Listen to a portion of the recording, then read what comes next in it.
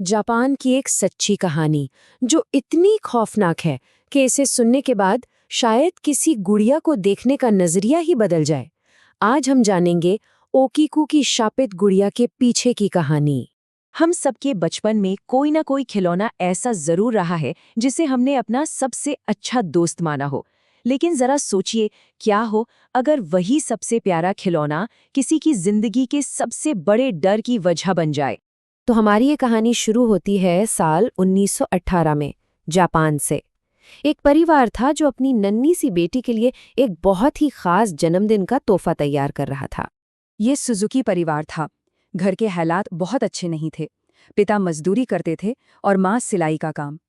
लेकिन पैसों की तंगी के बावजूद परिवार में प्यार की कोई कमी नहीं थी, खासकर 17 साल के एकीची और उसकी छोटी बहन किकुको के बीच। किकुको बस 4 साल की होने वाली थी और उसे अपने जन्मदिन पर एक गुड़िया चाहिए थी। लेकिन उसके माता पिता के लिए ये खरीद पाना मुश्किल था। अब अपनी बहन को उदास कौन देख सकता है, तो एकीची ने छोटे मोटे काम करके पैसे जमा करना शुरू किया ताकि वो उसे एक यादगार तोहफा दे सके। एक दिन बाजार में घूमते हुए इकिची की नज़र एक दुकान पर रखी पारंपरिक जापानी गुड़िया पर पड़ी। ये कोई आम गुड़िया नहीं थी। उसके चेहरे पर एक अजीब सी शांति तो थी, पर उसकी गहरी काली आंखें ऐसी थीं मानो वो सब कुछ देख रही हों, सब समझ रही हों। और जैसा कि उसने सोचा था, जन्मदिन पर जब किकुको ने अपना तोहफा देखा तो वो खुशी से उछल पड़ी। उसने फौरन उस गुड़िया को अपना बेस्ट फ्रेंड बना लिया और उसका नाम रखा ओकीकू। अब वो हर वक्त ओकीकू को अपने साथ रखती, उसके बाल बनाती और रात को उसे अपने साथ ही सुलाती थी। पर ये खुशी ज्यादा दिन टिकने वाली नहीं थी। बहुत जल्द एक ऐसी घटना हुई जिसने इस हंसते खेलते परिवार की जिंदगी को हमेशा हमेशा के लिए बदल कर रख दिया। हुआ ये कि एक दिन बाहर खेलते हुए किकुको को मच्छर ने काट लिया और उससे बहुत तेज मलेरिया हो गया। और अपनी आखिरी सांस तक उस नन्ही सी बच्ची ने अपनी ओकीको गुड़िया को सीने से लगाए रखा और आखिरकार उसी गुड़िया को पकड़े पकड़े उसकी मौत हो गई। अब देखिए, जापान में एक रिवाज है कि जब किसी की मृत्यु होती है तो उसकी सबसे प्यारी चीज भी उसके साथ ही जला दी जाती है। परिवार भी यही चाहता था कि ओकीको गुड़िया को किकुको के साथ ही जला दिया जाए, लेकिन उन्हें मंदिर से इसकी इजाजत नहीं मिली।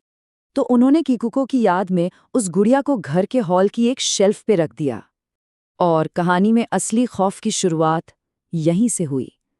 एक रात एकीची को हॉल से किकुको के हल्के हल्के फुसफुसाने और हंसने की आवाजें सुनाई दी, पर जब उसने जाकर देखा तो वहां कोई नहीं था। ये तो बस एक शुरुआत थी। इसके बाद जो होने लगा उसने परिवार के डर को और भी कई गुना बढ़ा दिया। गुड़िया में कुछ ऐसे अजीब बदलाव होने लगे जिन्हें नजरअंदाज करना नामुमकिन था। एक दिन इकिची ने एक बहुत ही अजीब बात नोटिस की। गुड़िया के बाल, जो पहले उसकी गर्दन तक थे, अब लंबे होकर कंधों तक आ गए थे। और सिर्फ यही नहीं, बालों का रंग भी अब इंसानी बालों की तरह थोड़ा भूरा हो गया था। शुरुआत में तो माता पिता ने सोचा कि ये सब एकिची का वहम है, और एकिची की माँ ने कैंची लेकर उस गुड़िया के बाल काटकर वापस पहले जैसे कर दिए। लेकिन शायद ये उनकी जिंदगी की सबसे बड़ी गलती थी। उसी रात माँ को एक बेहद भयानक सपना आया। सपने में किकुको रो रही थी और फिर अचानक उसका चेहरा गुस्से से ओकीको गुड़िया के चेहरे में बदल गया। और जब घबराकर उनकी आंख खुली तो वो चीख पड़ी, क्योंकि वो ओकीको गुड़िया उनके सीने पर बैठी थी। इस घटना के बाद तो घर में डर का माहौल और भी गहरा गया। अब बात सिर्फ आवाज़ों या सपनों तक नहीं रह गई थी, अब वो चीज़ शारीरिक रूप से खतरनाक होने लगी थी। और ये आतंक कुछ दिनों या महीनों का नहीं था। उस परिवार ने पूरे 20 साल इस डर को झेला।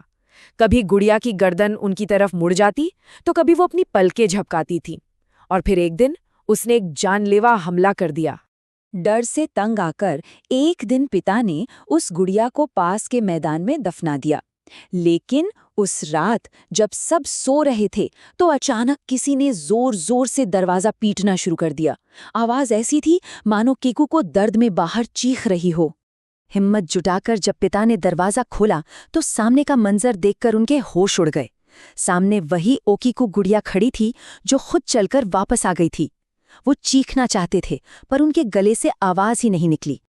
अचानक गुड़िया के बाल तेजी से बढ़े और पिता की गर्दन से किसी सांप की तरह लिपट गए और उनका गला घूंटने लगे। जब पिता की सांसें लगभग थमने वाली थीं, तभी एकीची जोर से चिल्लाया के कोको, और बस उसी पल वो गुड़िया बेजान होकर जमीन पर गिर पड़ी।